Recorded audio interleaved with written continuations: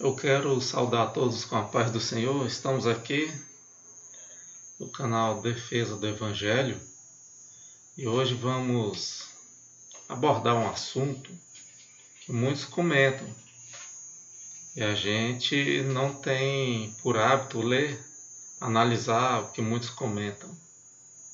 Eu quero começar a ler aqui em Judas, versículos 14 ao 16. Judas não tem capítulo, somente versículos. E destes profetizou também Enoque, o sétimo depois de Adão, dizendo: Eis que é vindo o Senhor com milhares de seus santos, para fazer juízo contra todos e condenar dentre eles todos os ímpios por todas as suas obras de impiedade que impiamente cometeram e por todas as duras palavras que ímpios pecadores disseram contra ele. Estes são murmuradores, queixosos da sorte, andando segundo as suas concupiscências, e cuja boca diz coisas muito arrogantes, admirando as pessoas por causa do interesse. Bom,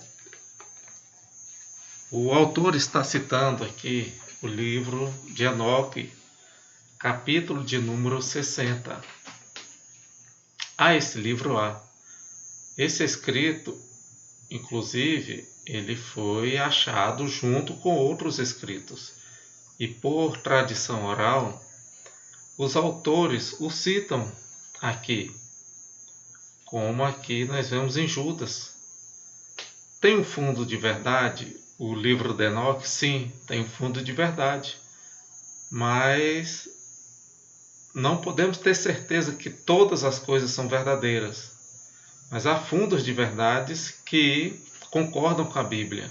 Mas nós não podemos tirar isso como doutrina. São tradições orais. Por que nós aceitamos pela tradição oral? Que Paulo foi decapitado, Pedro foi crucificado de cabeça para baixo. Então o livro de Enoque nos traz costumes, tradições judaicas, a história judaica, que nos ajuda a entender melhor a Bíblia. Você pode deixar um comentário para nós abordarmos, pode deixar um vídeo para nós colocarmos um vídeo com seu comentário. Não esqueça de deixar um like para que essa mensagem alcance a muitas vidas e que sirva de conhecimento para nós, para nos ajudar na defesa do Evangelho.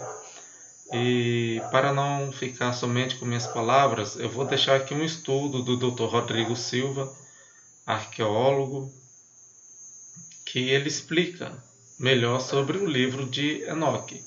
Inclusive, eu comecei a ler o livro de Enoque,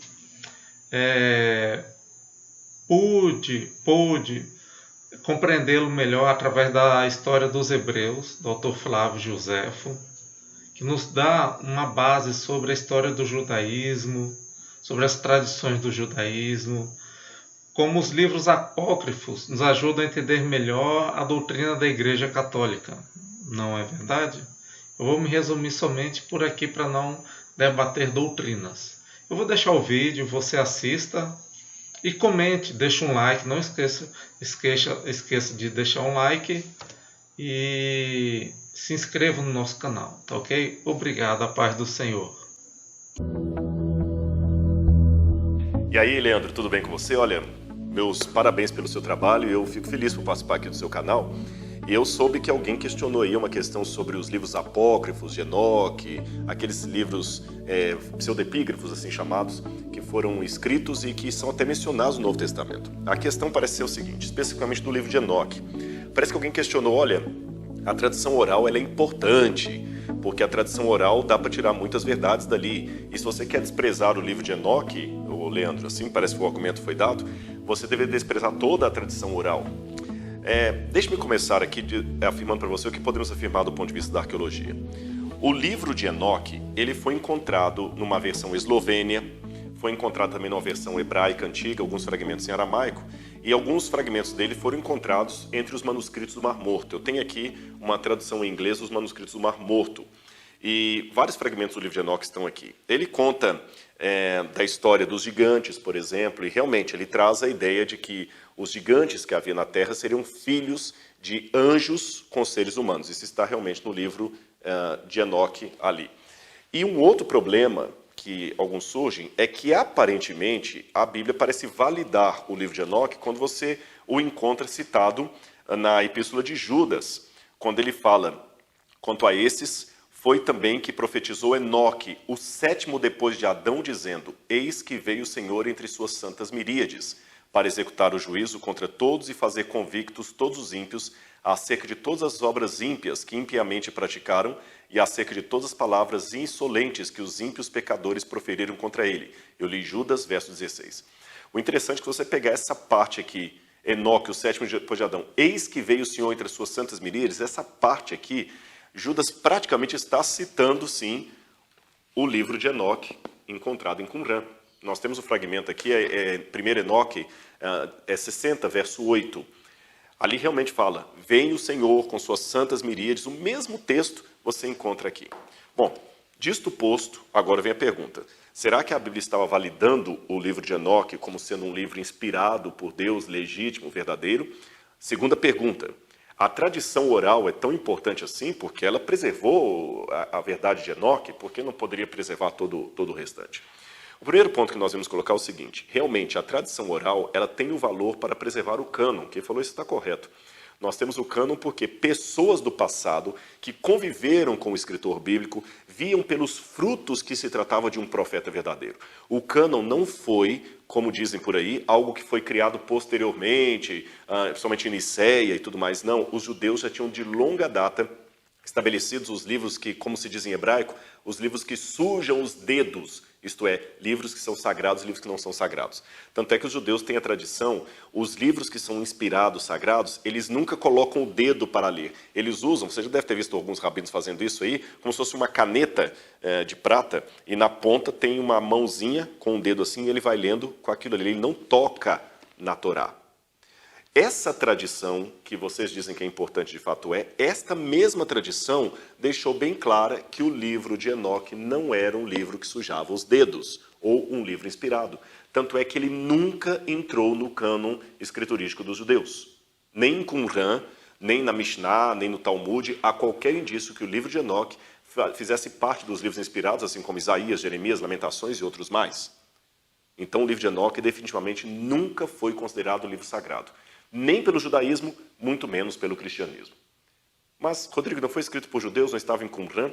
Em Qumran foram encontrados livros de toda a natureza, livros sagrados e não sagrados, inspirados e não inspirados, comentários bíblicos, os chamados Pesher, por exemplo, o Pesher de Abacuque, o comentário de Abacuque, mas não era um comentário inspirado de Abacuque. Você percebeu isso? A Bíblia do Antigo Testamento dos Hebreus, o texto sagrado, o cânon sagrado, não continha o livro de Enoque. Mas como uma biblioteca vasta, eles tinham outros livros ali da cultura judaica popular. Você sabe que uma religião não produz só livros sagrados. Por exemplo, na Igreja Adventista, nós temos a Bíblia, que é um livro inspirado por Deus, mas tem livros da minha autoria. Se houvesse um acidente, um terremoto, e daqui a 2000 anos alguém encontrasse nos manuscritos aqui da biblioteca do NASP, de onde eu estou fazendo essa gravação, a Bíblia Sagrada e o livro de Rodrigo Silva junto, não significa que o livro de Rodrigo era tão inspirado como a Bíblia só porque estava na mesma prateleira ou no mesmo local. Percebe? Existe uma diferença entre livros sagrados e não. Mas eu ainda não respondi um outro problema. Se Enoque não era um livro inspirado, por que ele é mencionado no Novo Testamento por Judas? Você tem que entender que a Bíblia não menciona apenas livros inspirados. O apóstolo Paulo, por exemplo, cita textos de Arato, de Epimênides, que não eram inspirados por Deus. Então, o autor inspirado pode citar material não inspirado. E por que o faz? Por várias razões. Para ilustrar algo que ele está querendo dizer, ou quem sabe apontar uma realidade que está em determinado ponto. Por exemplo, suponhamos que hoje eu fosse um profeta inspirado. Suponhamos, eu não sou. E estivesse escrevendo um livro sobre saúde. De repente eu podia escrever um livro sobre saúde, inspirado por Deus, e fazer uma citação do Dr. Albert Sabin, Mas não significa que Albert Sabin fosse inspirado. Eu que fui inspirado e resolvi citar alguma coisa dele que eu concordo. Sim, mas se fosse então o que está ali em Judas é verdadeiro, o que estava em Enoque também? Sim. Deixa eu falar com você. A tradição oral tem muita coisa preservada que não está na Bíblia Sagrada. Isso eu posso falar tanto no Antigo como no Novo Testamento, por exemplo, é pela tradição oral e escrita posterior ao tempo dos apóstolos que eu sei que Pedro foi crucificado de cabeça para baixo, que Paulo foi degolado, nada disso está na Bíblia. Mas a tradição oral, que também se tornou tradição escrita posterior ao período do cânon, me ajuda a entender isso. Havia possivelmente alguma tradição oral de Enoque que vinha desenvolvendo desde a época de Adão, passando de pai para filho, isso é muito comum na cultura do Oriente Médio. E muita dessa tradição talvez estivesse ainda presente no Novo Testamento de maneira mais viva do que hoje. Por exemplo, Paulo fala da lei que foi dada pelo ministério dos anjos, mas isso não está em canto nenhum do Antigo Testamento. Percebe? Paulo certamente estava mencionando alguma tradição que na época dele era mais confiável, que eles sabiam, inclusive por inspiração, que era de Deus e que hoje nós perdemos a fonte. Mas eles sempre tiveram cuidado de não tomar da tradição oral doutrinas. Esse é o ponto. A tradição oral pode conter alguns elementos de verdade? Pode, porque Adão foi passando para os seus descendentes e tal, e nem tudo foi relatado por escrito. Agora, essa tradição oral, como eu disse, ela tem elementos de verdade e elementos não verdadeiros. E é impossível saber hoje com uma lupa o que realmente é histórico e o que é lendário ali. Na dúvida, então, nós não podemos tirar doutrinas de tradições orais. Percebeu o ponto? Eu posso usar a tradição oral, ou até um livro não inspirado, para tentar recuperar algum comentário bíblico, algum pensamento do povo na época, mas não para tirar doutrinas. Então, qual o valor do livro de Enoque para nós hoje? Ele me mostra um pensamento do povo de Israel em determinado período e que possivelmente continha alguns elementos de tradição oral que vinha de milênios antes. Mas eu não sei dizer o que desses elementos são verdadeiros ou não, mas eu posso suspeitar de alguns. Mesmo que eu não saiba dizer quais exatamente são verdadeiros, dá para eu dizer quais não são. Por que razão? O judaísmo do final do período intertestamentário ali, em primeiro lugar, não era um judaísmo monolítico, como o de hoje também não é. As pessoas pensam assim, os judeus pensavam desse jeito. Não havia os judeus. Dentro do judaísmo havia vários segmentos. Várias linhas diferentes. Você tinha os saduceus, você tinha os fariseus, você tinha os zelotas, você tinha os essênios, você tinha os nazireus. Eram vários tipos, várias ramificações, e cada um interpretava a Torá de uma forma diferente. Por exemplo, na época de Jesus havia uma disputa se haveria ressurreição ou não. Lembra que Jesus mesmo se interpôs num desse debate se haveria ressurreição ou não? Havia um grupo que acreditava nos anjos, outro grupo não acreditava nos anjos. E havia um grupo de judeus que foi dominado demais pela filosofia grega. Filon de Alexandria está aí para contar a história. E foram tão dominados pela filosofia grega que eles pegaram vários elementos da mitologia grega e colocaram dentro da Bíblia, sob severo protesto daqueles judeus mais conservadores. E foi nessa situação que uma mescla houve entre mitologia de Hesíodo, Homero, com história bíblica. E aí, muitos elementos estranhos entraram dentro daqueles escritos judaicos. E para legitimá-los, uma coisa que era comum fazer na época, você misturava aquilo com o dito de alguém importante do passado, para dar autoridade àquele conteúdo. Mas não que aquela pessoa do passado, de fato, houvesse escrito aquilo. Isso existe na literatura antiga. Na biblioteca de Assurbanipal, nós temos documentos atribuídos a grandes figuras lendárias do passado, que na verdade não tinham escrito aquilo. Havia esse procedimento sim. Mas Deus foi tão sábio que o povo conseguiu separar o que era inspirado do que não era inspirado e não permitiu que essas obras de cunho duvidoso entrassem para as Escrituras. Um erro seria eu pegar todo esse papel e jogar fora como se fosse de só menos importância para um estudo histórico e contextual da época. Outro erro é abraçá-lo e colocá-lo em pé de igualdade com a Bíblia Sagrada, que esta sim foi preservada de uma maneira sobrenatural por Deus. Então, Deus permitiu isto aqui para conhecimento contextual e a Bíblia para aprofundamento doutrinário. Eu espero com isso ter ajudado a esclarecer um ponto aí a questão e um grande abraço para todos vocês aí. Você já pensou em estudar a Bíblia em qualquer lugar? Pois eu adotei uma metodologia, a metodologia do audiolivro, para que você possa ter respostas a 27 perguntas complexas, porém eu apresento-as de maneira simplificada. com simplificado eu não quero dizer sem conteúdo, é com muito conteúdo, porém de forma fácil de entender. Então você pode ter este material, se for do seu interesse, estudar mais profundamente a Bíblia em qualquer lugar onde você esteja, não é? Para aproveitar bem o tempo. E você pode ver meu audiolivro aqui. E também eu recomendo que você veja esses vídeos aqui para que você possa se aprofundar ainda mais no estudo da Bíblia, tá bom? Que Deus guarde a você, que Deus ilumine o seu estudo da Bíblia, que ao ouvir ainda mais da palavra de Deus, a sua fé nele aumente significativamente. Que Deus te abençoe.